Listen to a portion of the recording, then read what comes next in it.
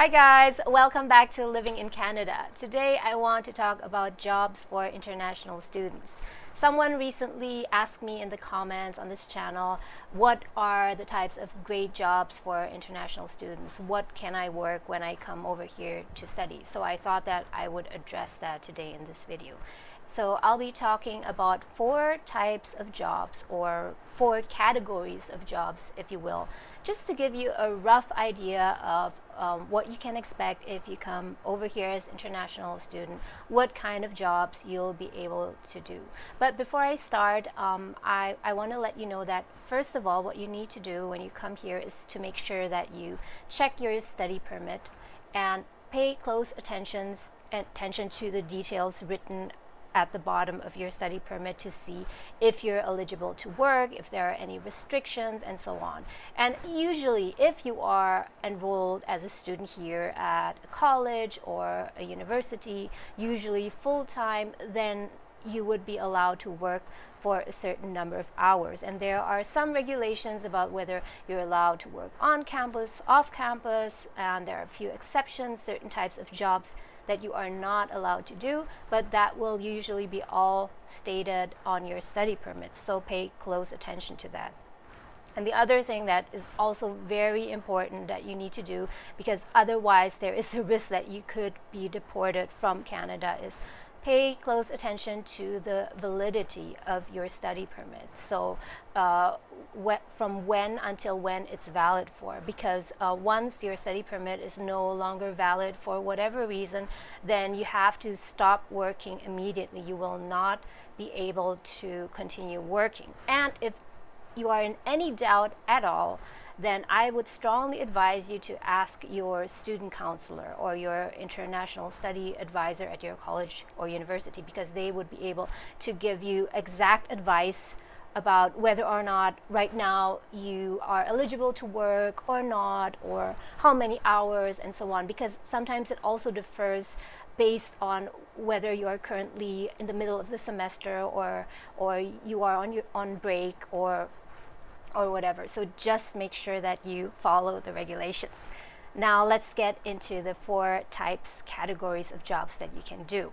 And by the way, the fourth type of job is something that I think you might not expect, but is quite interesting and fun. So let's start with the first one. I'm gonna peek at my notes here just to make sure I don't miss out anything.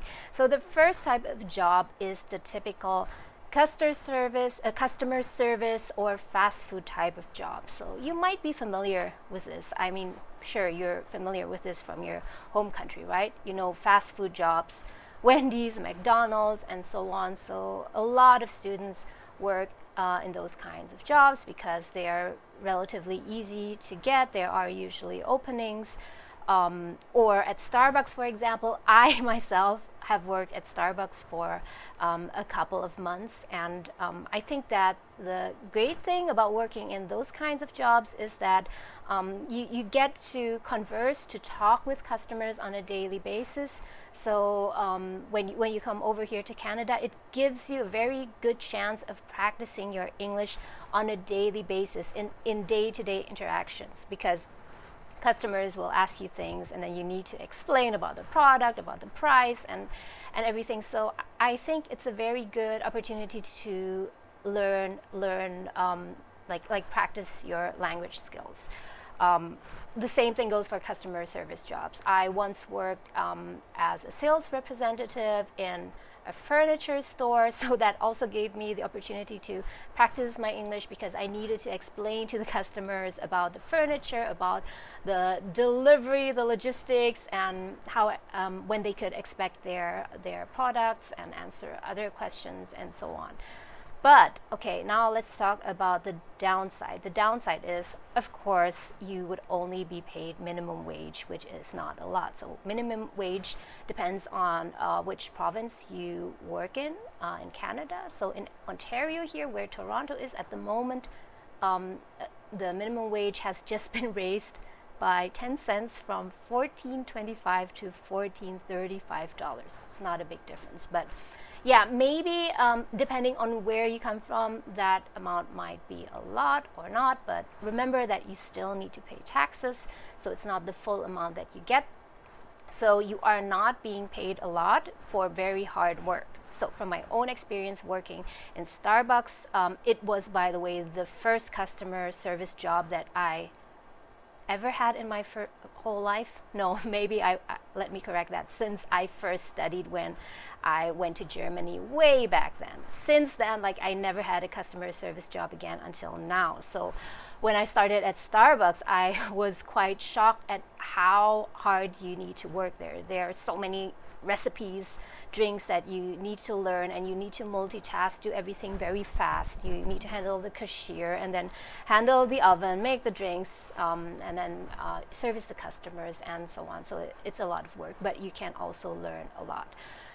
Yeah, so you don't get paid a lot, but it's very hard work. It's physical work. You need to clean also, so not just make drinks or sell food. You need to clean the place also. And apart from that, usually the working hours, I would say, are not very flexible. Like when you work at a fast food place or Starbucks, even though they say, yeah, you have flexible hours, like we can adjust to your schedule, but in reality, it's not really that flexible because, of course, I mean, as a business, they need to make sure that they are always staffed. So yeah, in the end, you will need to expect to be working I don't know, anywhere from 15 to 20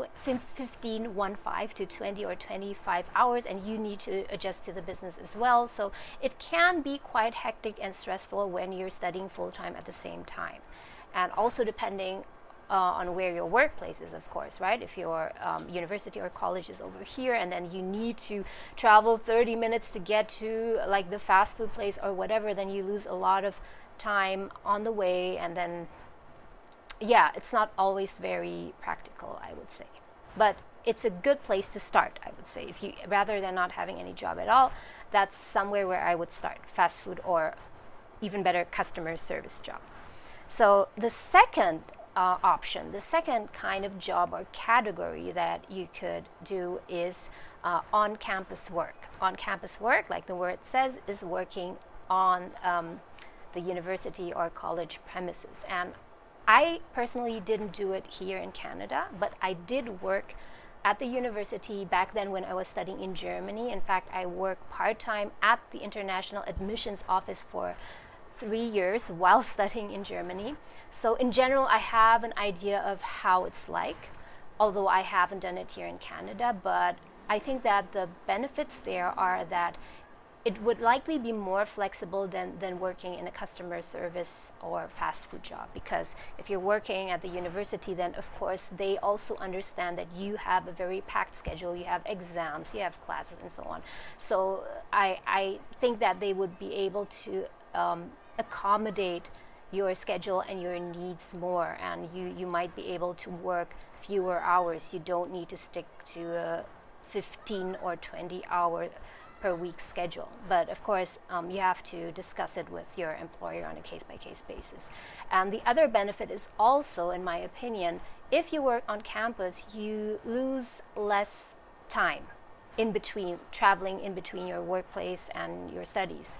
The great thing is that if you have 3 hours or 5 hours in between classes before the next class starts, instead of going home, which might be 30 minutes or 45 minutes or so, you can just hang out there and you can work there on your campus in the canteen or library or computer lab or whatever. Make good use of your time rather than just doing your homework. You can work there, and yeah, you can learn a lot too in the process. Let's go on to number 3. Oh, I forgot something. Okay, about working on campus, most likely you won't get paid much there either. Okay, so number 3 is working in more skilled jobs. I know that a lot of international students coming over here to Canada are not first-time students. I mean, I wasn't.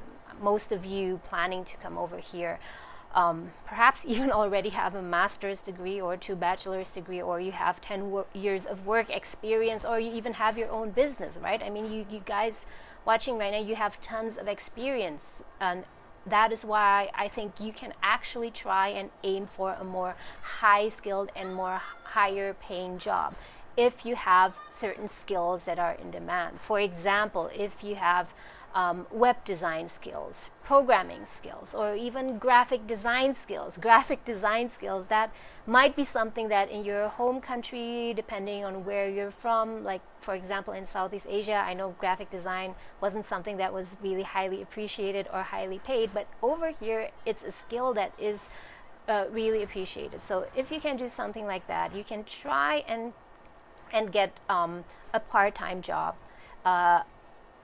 The best thing is if you can get a remote job, which is very possible now during this pandemic time. Try to get a freelance job that only takes you 10 hours or maybe 15 hours per week, and usually you would get paid much more for that kind of skill job compared to a fast food job, customer service job, or even on campus. And as long as you stick within the regulations and the rules that are stated on your study permit, then you are fine. But again, make sure that you check that out and make sure that you pay attention to all of the exclusions. Okay, so that would be my recommendation if you have skills. Now let's go on to number 4, and I think this is something that you might not expect. You could also work as an actor. Okay, not as the main actor. You won't just get like a lead role in some film here. By the way, you know, right, that here in Toronto there are a lot of films that are shot. Not only Canadian films, but also Hollywood films. So there are a lot of productions going on here in Toronto and in the surrounding area. And for bigger films, they always need background actors. You know background actors, right? Extras. So there's a scene going on like in the center, and then behind on the street or parking lot or building, there are people like wandering around or people sitting around in the cafe. So those are the extras, and they need a bunch of them. I mean, sometimes they need 20 people, sometimes 100 or even more, because you can't have the same people like if the movie goes on, like the story goes on for several days, you can't have the same people over and over again all of the time. And also, in addition to that, nowadays they make it a point that they want to have background actors who are diverse. So they don't want to have just Caucasians or just Chinese people, but they want to have a mix. It could be Indians, it could be Filipinos, could be Germans, and so on, whatever. So yeah, if you are interested in that, then there's a very good chance that you can actually get a job as background actor. But the thing is that it's not a permanent or a regular job at all, because it goes by project. So if there's a project going on and the casting department or the production, they will send out a notice that they need background actors for this project A, B, and C, then you can apply. You can usually just apply by yourself, and usually it's very easy. They just ask you to send a picture of yourself. It's called a headshot, like photo of you. Sometimes they ask for a full body shot, depending on the movie or on the series that they are shooting, and then they will look at your profile if you're suitable or not, and then they will contact you, and then you might be booked for sometimes for just 1 day, sometimes for several days, 3 days, or even longer, and you will be paid by the hour, and usually on each day they would book you for 8 hours, but sometimes it can go over that and you will get more hours. The downside is the pay is not great either. I mean, usually you would just get paid a minimum wage. But the great thing is that normally on productions, on shootings, you would get food, you would get breakfast, and sometimes you would even get a warm meal. I mean, it's nothing fancy. Don't expect like a 3-star Michelin menu or something like that, but you would get like a sandwich, and coffee, tea is provided, so at least you do not have any additional expenses for that. So and the great thing, of course, is that it's fun. I mean, you get to go on set and you look at how a movie is done, and sometimes you get to see actors. One day I actually saw Cate Blanchett on set, so that was very exciting. But you also have to be prepared to work hard, and working hard here as a background actor usually means that you have to wait for hours. So usually you're only on set like part of the shoot itself for sometimes only 15 minutes or half an hour. So most of the time you will be waiting. Sometimes you're waiting in the sun. Sometimes if you're lucky, you're waiting in an air conditioned or in a heated room. But you have to be prepared for everything. But I just find that that's a really nice experience to have. But then again, you cannot expect to get any regular fixed income from that. If you want something that's more stable, then you would need to opt for something like a customer service job or a high skilled job, freelance job, like I mentioned before. Yeah, so those were the 4 types of jobs that you could choose from once you're here in Canada. Let me know if you have any questions in the comments below about working here as an international student, and I'll try my best to answer these. Thank you so much for watching, and I'll talk to you again soon.